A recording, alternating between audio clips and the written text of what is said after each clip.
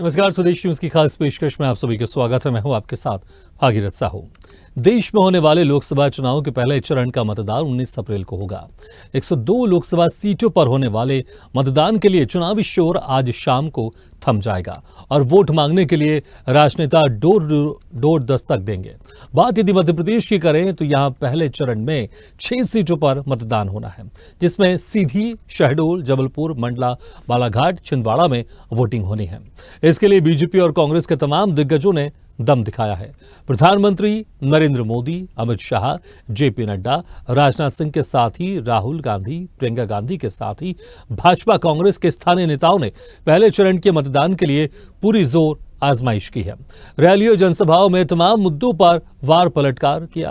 पहले चरण के मतदान में अब दिग्गजों ने जो दम दिखाया वो किसके लिए कितना असरदार होगा, ये देखने वाली बात होगी। लेकिन जनता के मन में क्या है और जनता के बीच जिन मुद्दों को लेकर राजनेता पहुंचे हैं, जो दावे और वादे जनता से किए गए हैं, वो कितना असर डालेंगे, ये देखने वाली बात होगी। लेकिन बीजेपी और कांग्रेस के जीत के अपने अपने दावे हैं। देखना होगा कि किसके दावों में कितना दम नजर आता है। 19 अप्रैल को पहले चरण का मतदान होना है। देश में पूरे 102 लोकसभा सीटों पर यह मतदान होगा। तो वही मध्य प्रदेश की बात करें तो 29 में से 6 सीटों पर पहले चरण में मतदान होगा, जिसमें सीधी, शहडोल, जबलपुर, मंडला, बालाघाट, छिंदवाड़ा में वोटिंग होगी। छिंदवाड़ा छोड़ दे तो बाकी सभी सीटें बीजेपी के कब्जे में है। 2019 के लोकसभा चुनाव में बीजेपी सीधी, शहडोल, जबलपुर, मंडला, बालाघाट जीती थी। सिर्फ छिंदवाड़ा ही कांग्रेस के कब्जे में रहा है और छिंदवाड़ा को भी इस बार जीतने के लिए बीजेपी की तरफ से पुरजोर कोशिश की गई है। आज शाम से चुनाव प्रचार थम जाएगा और 19 अप्रैल को पहले चरण का मतदान होगा। मध्य प्रदेश की 6 सीटों पर और पूरे देश में 102 सीटों पर यह मतदान होगा। बीजेपी की तरफ से प्रधानमंत्री नरेंद्र मोदी, अमित शाह, जेपी नड्डा, राजनाथ सिंह के साथ ही वहीं कांग्रेस की अगर बात कर लें तो कांग्रेस की तरफ से राहुल गांधी, प्रियंका गांधी, तो वहीं भाजपा और कांग्रेस के कई स्थानीय नेताओं ने भी पुरजोर कोशिश की है इस बार चुनाव कैंपेन के लिए। चलिए इसी खास मुद्दे पर हम चर्चा शुरू करते हैं और जो मेहमान हमारे साथ मौजूद है मैं उनका आप लोगों से तारुफ करा देता हूं। हमारे साथ है मीडिया पैनलिस्ट बीजेपी से प्रियंका दुबे जी, कांग्रेस प्रवक्ता स्पर्श चौधरी जी और सीनियर एडिटर मुक्ता पाठक जी। मुक्ता जी, आज शाम से प्रचार प्रसार थम जाएगा और 19 अप्रैल को पहले चरण का मतदान होगा। अगर मध्य प्रदेश की बात करें, पूरे देश में तो 102 लोकसभा की सीटों पर पहले चरण का मतदान होगा, लेकिन मध्य प्रदेश में 6 सीट, 6 में से 5 बीजेपी के कब्जे में, एक छिंदवाड़ा कांग्रेस के कब्जे में। अभी तक जिस तरह से चुनाव प्रचार हुआ है और आज से ये समझ आए कि अब चुनाव प्रचार का वक्त अमूमन खत्म ही हो गया है, कौन चुनाव प्रचार में आगे दिखाई दे रहा है और जो 6 सीटों पर ये पहले चरण का मतदान होना है, इसमें क्या कुछ स्थिति दिखाई दे रही है? जैसा कि देख रहे हैं, बीजेपी का पूरा फोकस छिंदवाड़ा में है। ऐसा नहीं है कि जो बाकी जो सीट्स हैं उस पे ध्यान नहीं है, लेकिन जिस तरह से छिंदवाड़ा को लेकर बीजेपी बिल्कुल एकदम फोकस्ड है। पूरे नेता, चाहे वो सेंटर के हो चाहे यहां मध्य प्रदेश से हो, वो सब ने वहां डेरा डाल के रखा हुआ है, उसको सीरियसली ले रहे हैं। ऐसा लग रहा है जैसे कि छिंदवाड़ा जीतना बीजेपी के लिए अब एक प्रेस्टीज का इशू हो गया है। मुख्यमंत्री डॉक्टर मोहन यादव ने कई बार यहां पे आ गए हैं, कई बार उन्होंने रोड शो किया है, जनता से को संबोधन किया है, लगातार वो वहां बने हुए हैं। कैलाश विजयवर्गीय बने हुए हैं, प्रहलाद पटेल आ रहे हैं और कल शाम को वहां पे केंद्रीय गृह मंत्री अमित शाह पहुंचे थे, रोड शो किया उन्होंने, जनता से बातचीत की। तो इस तरह के हम लगातार देख रहे हैं और जो लगातार बीजेपी का फोकस अन्य सीट्स पे भी है, लेकिन जिस तरह से छिंदवाड़ा पे है उस पे उसको आप देखिए। उनका ये मानना है कि किसी भी तरह छिंदवाड़ा इस बार जो है कमलनाथ को छीनना है। और लगातार अगर हम मुख्यमंत्री की बात करें तो डॉक्टर मोहन यादव इस बात पे जोर दे रहे हैं कि ये कमलनाथ का गढ़ नहीं है बल्कि कमलनाथ का गड़बड़ है। इस बात को वो बार बार हाईलाइट कर रहे हैं, बीजेपी लगातार हाईलाइट कर रही है और ये कह रही है कि परिवारवाद का मुद्दा नहीं चलेगा, विकास का जो है मुद्दा इस बार चलेगा। बिल्कुल, जी। अब देखना होगा कि किसका मुद्दा चलता है यहाँ पर, क्योंकि मुद्दा विपक्ष की तरफ से बहुत सारे हैं जो गिनाए जा रहे हैं और जिसको लेकर सरकार को घेरा जा रहा है। बीजेपी की तरफ से भी उनके पास कई मुद्दे हैं कि ये वो थे जिसको हमने 2019 में घोषणा पत्र में शामिल किया था, पहले भी शामिल किया था, बड़े बड़े मुद्दे, लेकिन अभी तक हम इन चीजों को पूरा कर चुके हैं। तो बीजेपी अपने काम गिनवा रही है और यहाँ पर विपक्षी पार्टी अपने तमाम जो आरोप है इसको लगाकर यहाँ पर चुनाव में जा रही है। प्रियंका जी देखिए, 19 अप्रैल आज शाम को 19 अप्रैल जो पहले चरण का मतदान होना है उसको लेकर आज शाम को प्रचार प्रसार थम जाएगा, लेकिन कितने कॉन्फिडेंस आप लग रहे हैं इस बार, क्या कुछ आप लोग को लग रहा है? क्योंकि अभी जो 6 सीटें उसमें से एक छिंदवाड़ा के पास है, पूरे मध्य प्रदेश में एक सीट कांग्रेस के पास है जो छिंदवाड़ा है और प्रथम चरण में वो भी शामिल है। तो कितने कॉन्फिडेंट हैं आप कि इस बार छिंदवाड़ा भी आपके हिस्से में जा रहा है? उसकी क्या वजह सामने आ रही है और चुनाव प्रचार अभी तक के किस तरह का आप इसको देख रहे हैं जो भी आपका कैंपेन रहा है? जय श्री राम। आप सभी को सबसे पहले रामनवमी की बहुत शुभकामनाएं। और जिस प्रकार से हमने कहा कि हम लोग बात करते हैं मुद्दों पर, विकास पर, हमारे किए गए कार्यों पर, जो हमने वचन दिए थे, जिनको हमने पूरी करने के लिए जो पुरजोर कोशिश की है और जिसका जो परिणाम हमारे सामने आज आए हैं, उसी के फलस्वरूप हमने विधानसभा में भी अपने परचम लहराया था और हमें पूरी उम्मीद है कि हम लोकसभा में भी परचम लहराएंगे। उसके लिए अगर हम बात करें, आज भारत जिस तरीके से अपनी अर्थव्यवस्था को मजबूत कर चुका है, जिस तरीके से हम आगे बढ़ रहे हैं आर्थिक तौर पर, अगर हम बात करें आंतरिक सुरक्षा के तौर पर, या हम सीमावर्ती सुरक्षा के मुद्दों पे बात करें, या इसके अलावा नारी सशक्तिकरण पे बात करें, या किसानों को मिलने वाले सम्मान की बात करें, जिस तरह सुचारू राज्य आज हमारा मध्य प्रदेश होकर के स्वर्णिम मध्य प्रदेश की ओर अग्रसर है, चाहे हम इस पे चर्चा कर रहे हैं, या अगर हम बात करते हैं मजबूत होती हुई हमारी आधार या मूलभूत संरचना जो हमारी है, जिसके कारण आज इन्वेस्टमेंट मध्य प्रदेश के अंदर आने लग गए, इंडस्ट्रियल इन्वेस्टमेंट बढ़ने लग गए, इनकी हम चर्चा कर लें, या हम जो हमारे आर्थिक के साथ में हम जो सामान्य अगर हम बात करें सोशल, अगर हमारा इंफ्रास्ट्रक्चर जो चेंज हुआ है उसको हम देख करने बात करने जाए, या जन जागरण के विषयों को लेकर के बात करने जाए, किसी भी सेक्टर पे अगर हम भारतीय जनता पार्टी की जो कसमी करने की बात करते हैं, जो हमारे मैनिफेस्टो का हमेशा विषय होते थे, जिसको हम लोग हमेशा कहते थे कि रामलला हम आएंगे और मंदिर भव्य बनाएंगे, चाहे वो पूर्ण हुआ हो, या हम कहते थे कि जहां बलिदान हुए मुखर्जी वो कश्मीर हमारा है, वो सारा की सारा है। अगर हम बात करते हैं तो जिस तरीके से आर्टिकल 370 हमने लगाया है, या मुस्लिम बहनों की अस्मिता की बात करें और 3 तलाक को हमने जिस तरह से खत्म किया, और आज महिला को सशक्त करने के लिए नारी वंदन आदि हम उसकी ही चर्चा कर ले। हर तरह से अगर हम बात करने जाएं तो चारों तरफ भारतीय जनता पार्टी का परचम लहरा रहा है और यह चीज जनता पूरी तरह से समझ चुकी है। इसलिए स्थान स्थान पर अगर आज आप देखें तो जनता खुद भारतीय जनता पार्टी के साथ में आशीर्वाद देने के लिए आगे आ रही है और लाखों लोग सड़कों पर स्वागत करने के लिए उतरते हैं।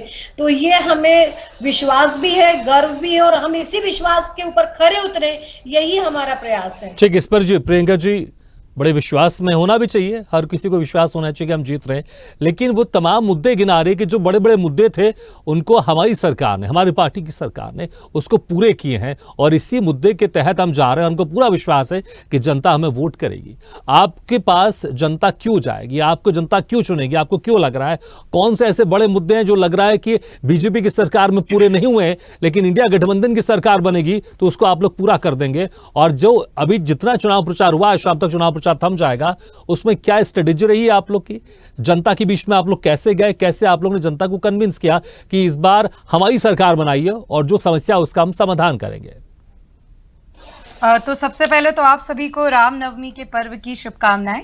और मुझे लगता है कि भगवान राम का थोड़ा सा भी अंश हम सब अभी अपने में अगर उतार सके तो यहीं से सबसे अच्छी शुरुआत होती है। तो मैं बात करती हूँ, प्रियंका जी ने जो काफी सारे उपलब्धियां गिनाई, तो सबसे पहले तो एक अनुपम जी हैं, संयुक्त युवा मोर्चा बेरोजगारों का एक समूह है देश भर में, वो बड़ी अच्छी बात कहते हैं और ये सभी हम भी विपक्ष के तौर पर इस मुद्दे को उठा रहे हैं कि जुमला पत्र जो जारी हुआ उसमें मोदी जी को एक चीज समझ में आ गई, हमारे माननीय प्रधानमंत्री जी को और भारतीय जनता पार्टी को भी, कि रोजगार की बात नहीं करना है, क्योंकि वो 20 करोड़ अभी तक के 10 साल के जो जॉब्स हैं वो दिखाई नहीं दे रहे हैं। तो वो बात नहीं करना है, तो वो इसलिए अभी भी वादे नहीं किए गए हैं। आप अर्थव्यवस्था की बात कर रही थी। माननीय वित्त मंत्री महोदया के पति और बहुत ही जाने माने अर्थशास्त्री पराकल प्रभाकरन अर्थव्यवस्था के बारे में क्या कहते हैं और तमाम आर्थिक आंकड़े रिपोर्ट्स क्या कहती हैं, उसको भी आप ध्यान रख सकते हैं। और जहां तक आप बात कर रही थी सीमावर्ती सुरक्षा की, तो सोनम वांगचुक जी लद्दाख में बैठे हुए हैं। चीन ने 30 अरुणाचल के हिस्सों को झीलों पर अपना नामकरण करके कब्जा कर लिया है और वहां पर जो रहने वाले लोग हैं, तमाम लोग जानते हैं कि भाई चीन ने हमारी सीमाओं के साथ क्या किया है और हम क्या कर रहे हैं। हम रिस्पॉन्स में क्या उतनी ही लाल आंखें दिखा पा रहे हैं? ये सवाल मुझे पूरे देश को करना चाहिए। ये हमारे देश की सुरक्षा का मामला है, कांग्रेस या बीजेपी की नहीं, सबकी साझा सुरक्षा का मामला है। आप बात करें थी महिलाओं की।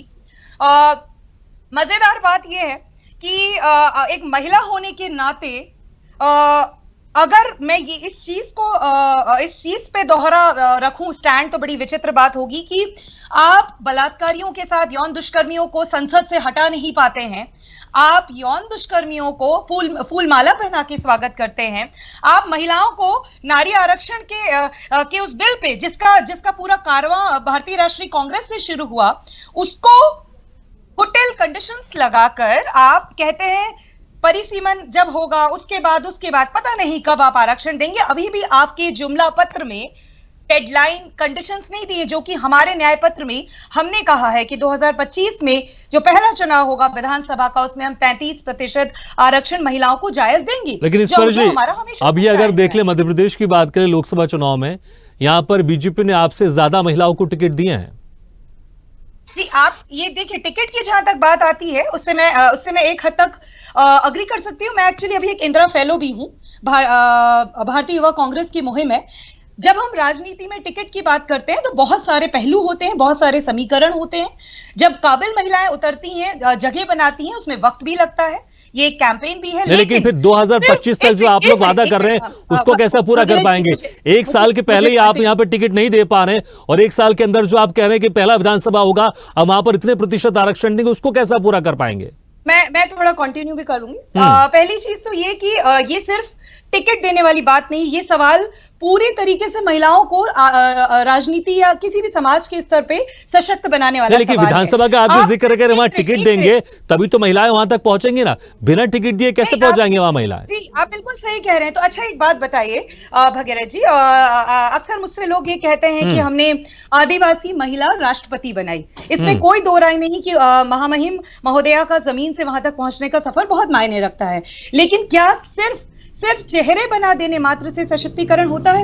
आप ये बात करते हैं, मुझे लगता है अगर कोई बड़े पोस्ट में जाता है उसका असर होता है, उसका असर समाज को लगता है कि हमारे बीच से कोई शख्स उस बड़ी पदवी में गया, क्योंकि मुझे लगता है और कैसे आप साबित करेंगे?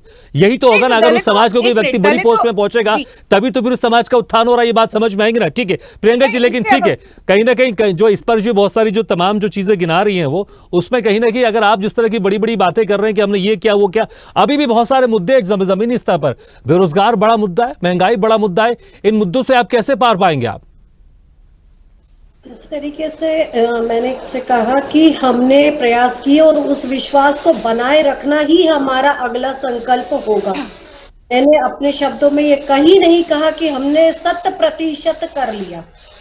पहली चीज इन्होंने शायद ध्यान से सुना नहीं, ये लोग की खैर आदत है। दूसरी बात करते हैं, अगर महिलाओं की चिंता करने वाली कांग्रेस, ये बड़े अच्छे से बलात्कारी की बात कर रही थी, थोड़ा सा बाबूलाल चंदेल जी पे बोल लेती, थोड़ा सा उमंग सिंघार जी पे बोल लेती, थोड़ा सा सिद्धार्थ कुशवाहा जी पे बात कर लेती, किसी भी बात छोड़ी थी, ये तो ठीक है। आपगन हेमंत कटारे जी के ऊपर बोल देती, सुनील शर्मा जी के ऊपर चर्चा कर लेती, इनको भी छोड़ दीजिए। टंचमाल और आइटम पे भी थोड़ा सा इनका अगर थोड़ा सा दुख प्रकट हो जाता तो मुझे अच्छा लगता। केरल संदेश खाली के ऊपर भी अगर इनके कुछ शब्द निकल आते तो अच्छा लगता। खैर ये इनका दोहरा चरित्र है जो जनता जानती है। अब बात करते हैं ये लोग जो बार बार गला फाड़ते हैं बेरोजगारी, तो 16 करोड़ से ज्यादा जो आज ईपीएफओ के रिकॉर्ड के अकॉर्डिंग आज अगर इनकम टैक्स पेयर बढ़े हैं, नए न्यू इनकम टैक्स पेयर्स की बात कर रही हूं मैं, तो वो रोजगार पाकर के इनकम टैक्स पे कर रहे होंगे, अदरवाइज कोई अपने घर से जेब से इनकम टैक्स देने नहीं जाता। ठीक है, इनकम टैक्स 16%, लेकिन थोड़ा सा पढ़ के बैठा करिए बहन जी, थोड़ा सा अच्छा रहेगा, अच्छा लगेगा हमें भी। इंफ्रास्ट्रक्चर्स की अगर हम बात करते हैं, रोड का जो आज सर्कल जो सड़कों के जो जाल बिछ चुका है उस पर भी चर्चा कर लेनी चाहिए। 16,000 हेक्टेयर के करीबन आज मध्य प्रदेश में जो सिंचित भूमि बढ़ गई है, पेयजल की बात अलग और बिजली की बात अलग, इस पे भी थोड़ा सा अगर आप लोग हमें शाबाशी दे देंगे तो काम करने में और मजा आएगा।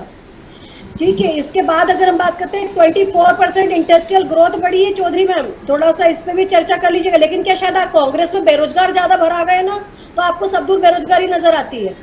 ठीक है, और उसमें भी कूद कूद करके कांग्रेस से कूद करके भाजपा में घुसने लग गए हैं, हम तो उससे भी देख रहे हैं, उनको भी देख रहे हैं। नहीं, मुझे लगता है कि इसके लिए तो आपने खुद न्यू ज्वाइनिंग टोली बनाई, आप तो उनका स्वागत कर रहे हैं, कोई घुस नहीं रहा, मुझे लग रहा है आप तो स्वागत कर रहे हैं, आप तो ढूंढ ढूंढ के लेकर आ रहे हैं आप तो कांग्रेस पार्टी से।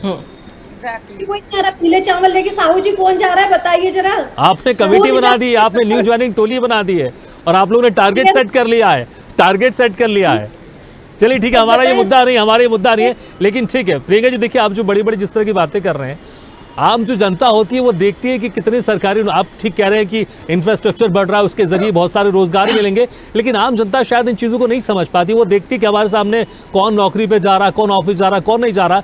तो सरकारी नौकरी जिस तरह से विपक्षी पार्टी आरोप लगाती रही कि लगातार वो कम होती जा रही है, बहुत सारे खाली वैकेंसीज पड़े, उसको आप लोग भर नहीं रहे हैं।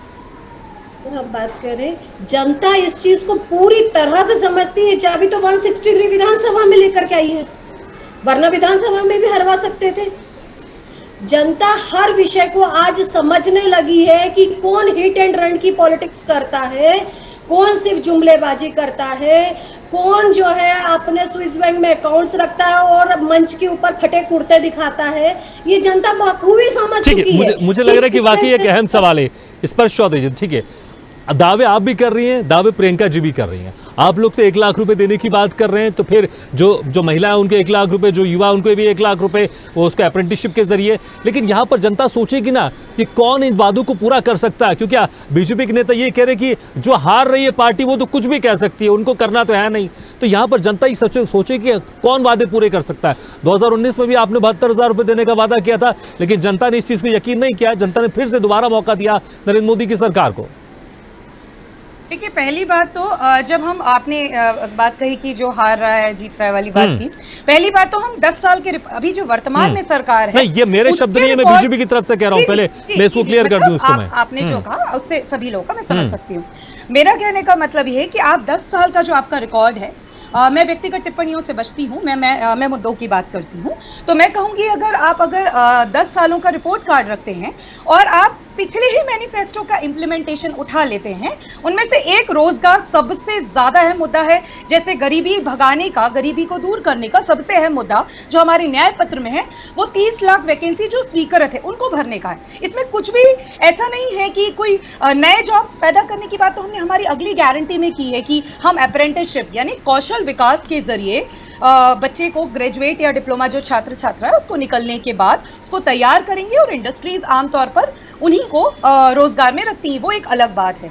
लेकिन इसके अलावा आप 10 साल का रिकॉर्ड देखिए, उन्होंने जो कहा उसमें से सबसे महत्वपूर्ण मुद्दों को पूरा नहीं करते हुए ध्यान भटकाने की कला बहुत अप्रतिम है। मतलब भारतीय जनता पार्टी की एक मजेदार बात है। अच्छा हाँ, एक और बात, मैडम मुझे थोड़ा बोलने दीजिए, जब मुझसे बात की जा रही है तो जैसे फॉर्मल सेक्टर जॉब्स की बात मैडम प्रियंका जी बहुत अच्छी बात कह रही थी, ईपीएफओ की बात कर रही थी, तो क्या आप जानते हैं कि ईपीएफओ फॉर्मल सेक्टर जॉब्स के लिए काउंट होता है? भारत में फॉर्मल सेक्टर जॉब्स का की जब हम बात करते हैं वो इतना कम प्रतिशत है कि आप उन जॉब्स के आधार पर बेरोजगारी के आलम को समझ नहीं सकते हैं। आप सड़कों पर प्रतियोगी परीक्षाओं की तैयारी कर रहे बच्चों के 70 से ज्यादा पेपर लीक हुए हैं, उन पर लाठीचार्ज करते हैं। क्या वो बच्चे आपके फॉर्मल सेक्टर जॉब्स में सरकारी माध्यमों से घुसने की कोशिश नहीं कर रहे हैं? क्या वो काबिल नहीं है? ठीक है, चलिए मुझे लग रहा है बड़े बड़े मुद्दे भी बात कर रहे हैं, थोड़ा सा मैं स्पेसिफिक हो जाता हूँ। स्पर्श चौधरी जी, देखिए 6 सीटों पर जो मतदान होना है 19 अप्रैल को, यहाँ पर छिंदवाड़ा वो सीट है जो अभी आपके कब्जे में, बाकी सभी बीजेपी के कब्जे में। लेकिन जिस तरह से इस बार बीजेपी ने पूरी तरफ से घेर लिया आप लोग को, बड़े बड़े बीजेपी के स्टार प्रचारक नरेंद्र मोदी, अमित शाह और बड़े बड़े स्टार प्रचारक यहाँ पर आ रहे हैं, और जो कमलनाथ के जो खास सहयोगी रहे वो भी बीजेपी में चले गए, तो बड़ा मुश्किल लग रहा है इस बार की छिंदवाड़ा भी आप लोग बचा पाए। कांटे की टक्कर तो दिखाई दे रही है यहाँ पर। देखिए, पहली बात तो ये कि 40-45 साल से जब जमीन पर कोई काम करता है तो आप भी जा सकते हैं छिंदवाड़ा एक बहुत ही नागरिक के तौर पर भी, तो आप पाएंगे कि जो 40 साल रहता है और जो आखिरी कुछ सेकंड में जांच एजेंसी, आखिरी कुछ दिनों में जांच एजेंसियों को अपने कब्जे में लाकर ईडी की जांच करवाकर नीलेश उइके जी को परेशान करके कमलनाथ जी के घर पुलिस भेजकर बड़ा घबराया हुआ सा आलम लगता है। माननीय गृह मंत्री जी को रोड शो करना पड़ता है, फिर उसमें जिन दीपक सक्सेना जी को आपने आपके भारतीय जनता पार्टी में आए हैं उनको आप अपनी रोड शो से अपनी जो गाड़ी रहती है उससे नीचे उतार देते हैं। कितना सम्मान है बाहर करने वालों का, बाहर से अपनी विधायक तोड़ो सरकार तोड़ो नीति के तहत जो आप बाहर से लोग ला रहे हैं उनका कितना सम्मान है।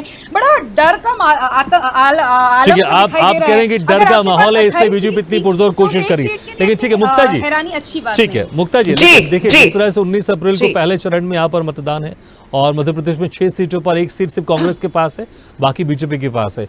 अभी तक जो चुनाव प्रचार रहा है, इस चुनाव प्रचार की बात करें, बस कुछ ही घंटे बाकी चुनाव प्रचार थम जाएगा, फिर डोर टू डोर बचेगा, नेता जाएंगे। लेकिन अगर इस अभी तक के हम चुनाव प्रचार की देखें तो कौन इसमें आगे दिखाई दे रहा है, खासकर इन 6 सीटों में जिस पर पहले प्रथम चरण में यहाँ पर मतदान होना है? जी बिल्कुल, देखिए जैसा कि लगातार हम बात कर रहे हैं कि एक ही सीट है छिंदवाड़ा जो कांग्रेस के पास है, और बीजेपी का जिस तरह से फोकस छिंदवाड़ा पे रहा है, ऐसा लग रहा है बीजेपी ये मान के चल रही है कि जो बाकी 28 सीट उसने जीती थी पिछली लोकसभा में वो इस बार जीतेगी। अब ये कॉन्फिडेंस कहां से है ये देखना पड़ेगा, क्योंकि कांग्रेस की भी कुछ पॉकेट्स में जो है उनके जो उम्मीदवार हैं उन्होंने बहुत अच्छे उम्मीदवार उतारे हैं, और ऐसा नहीं कहा जा सकता कि 28 की 28 बीजेपी जीत लेगी और केवल छिंदवाड़ा जो है उसको बचाना है, क्या उसी को केवल बीजेपी हथियाना चाह रही है। तो बीजेपी की जो स्ट्रैटेजी है मुझे ऐसा लगता है उसको ये मान के बिल्कुल नहीं चलना चाहिए कि 28 की 28 वो जीत लेगी और केवल छिंदवाड़ा पे फोकस होना चाहिए, जो हमने इस चरण के जो चुनाव प्रचार में देखा कि बिल्कुल छिंदवाड़ा पे ही टोटल फोकस रहा। ऐसा लग रहा था जैसे एक किला है जिसको कि कब्जा करना है, जिसको कि किसी तरह कब्जा उसका करना है। कमलनाथ हो गए, नकुलनाथ हो गए, उनको एकदम सीमित कर दिया वहीं पे। और जिस तरह से शिकायतें हुई उससे कहीं मेरे को ऐसा लगता है कि कहीं ऐसा ना हो कि एक सिंपैथी की लहर जो है वो कमलनाथ और नकुल के लिए हो जाए, क्योंकि थोड़ा सा ऐसा मैसेज गया है कि बहुत ज्यादा कमलनाथ और नकुलनाथ को घेरा जा रहा है। तो ये कई बार जनता ऐसे समय पे जनता के अंदर सिंपैथी का वेव भी आता है, तो ये बीजेपी को कंसिडर करना चाहिए। बिल्कुल, वाकई इसको देखना होगा। और जिस तरह के जो मुद्दे हैं, जी बिल्कुल वाकई मुद्दे जैसे राम मंदिर का जो मुद्दा है, और आज रामनवमी है, बस परसों जो है वोटिंग है, तो राम मंदिर का जो मुद्दा है वो एक अहम मुद्दा है जिसमें कांग्रेस पिछड़ी हुई है। बिल्कुल वाकई देखना होगा। लेकिन चुनाव प्रचार में कौन अभी बाजी मार रहा है, रिजल्ट में कौन बाजी मारेगा तो देखना होगा, लेकिन अभी किसने बाजी मारी है चुनाव प्रचार में?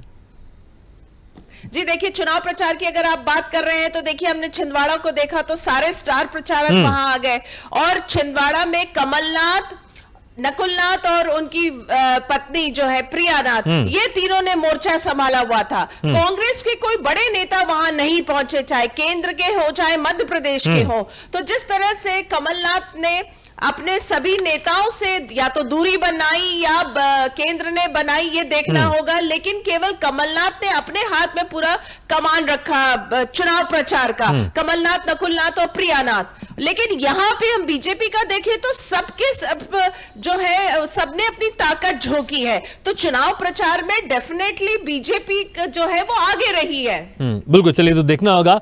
आज शाम को चुनाव प्रचार थम जाएगा और अब पहले चरण का जो मतदान होगा, रिजल्ट क्या होगा देखने वाली बात होगी। चलिए बहुत बहुत शुक्रिया आपसे मेहमानों का, प्रियंका जी, स्पर्श चौधरी जी, मुक्ता पाठक जी, शुक्रिया हमारे इस खास चर्चा में शामिल होने के लिए। तो थमेगा प्रचार और दिग्गजों ने भरी हुंकार। लगातार यहां हम आपको एक कवरेज भी दिखा रहे हैं कि कौन कौन किस तरह से चुनाव प्रचार में शामिल हो रहा है।